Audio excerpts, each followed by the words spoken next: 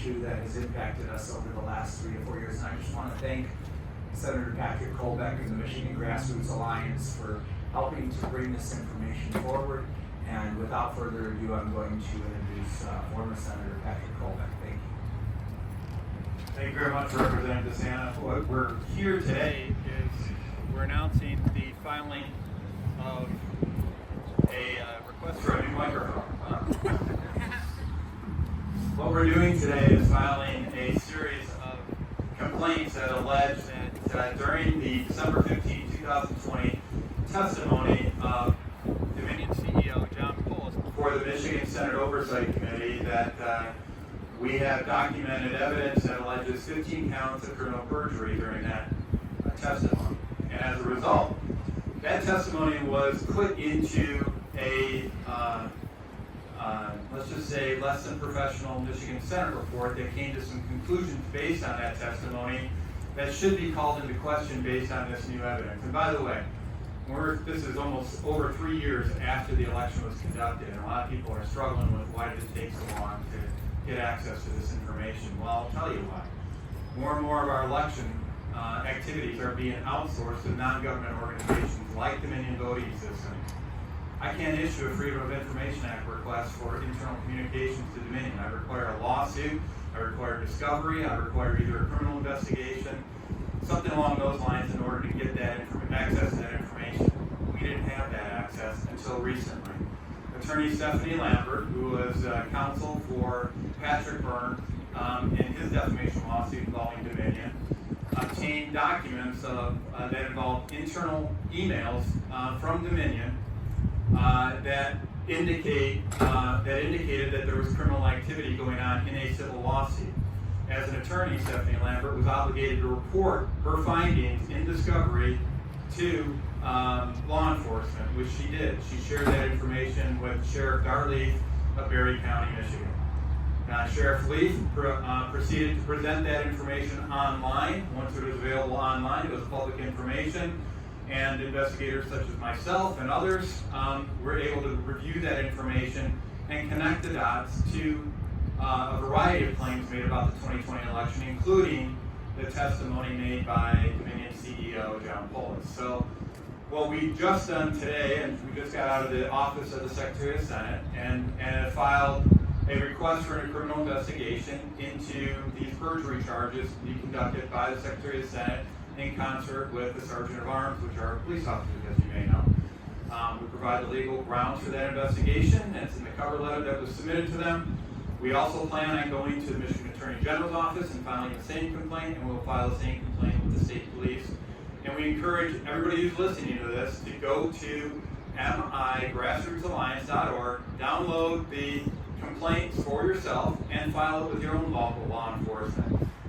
Everybody is impacted by this, not just the folks here in Ingham County, not just the folks that work inside the Capitol building. We're talking about all Michigan citizens that are impacted by the integrity of information that was presented before the Senate during that testimony. And I'll just encourage everybody to investigate it. There's going to be a lot of media stories about what the contents were of these complaints, and they're going to try to debunk it. I just encourage everybody that's here to actually read it for themselves and then compare the news stories that are presented with the contents that are presented, and you guys make your own decisions, because this has been going on for too long. We've got an election coming up here in 2024. We just had a special election yesterday.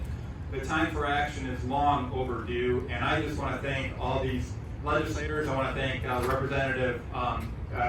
Representative Neil Frisky for helping out, Representative Josh Schreiber for joining us, Representative Steve Carr, Representative Jim DeSanta, and Representative Matt Maddock for joining us here today and stating that, guys, the integrity of our election system is a very important issue that needs to be addressed. And with that being said, does anybody else wish to make any additional comments? Oh, Representative Joe Fox, sorry.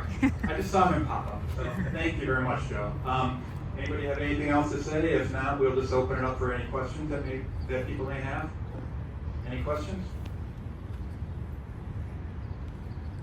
Yes. Yeah, Joey Capoletti, Associated Press. What are you focusing on in this upcoming election? Are there certain aspects that you'll be, I guess, watching closely?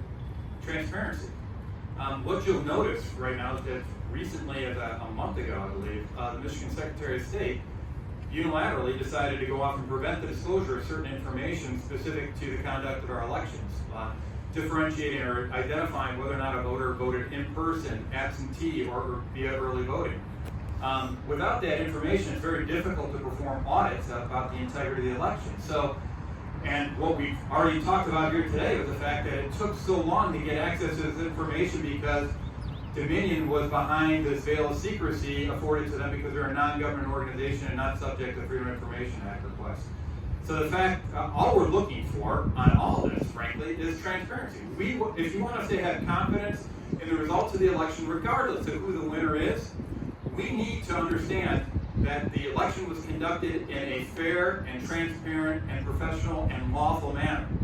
The fact of the matter is, we've got our own Michigan Secretary of State right now has been found in violation of the law in 6 separate court cases by 6 separate courts. She has conducted lawless elections. We can't let that go on anymore. And so what we're really highlighting and the call for transparency supports is the fact that if we need to provide oversight of how she's conducting these elections.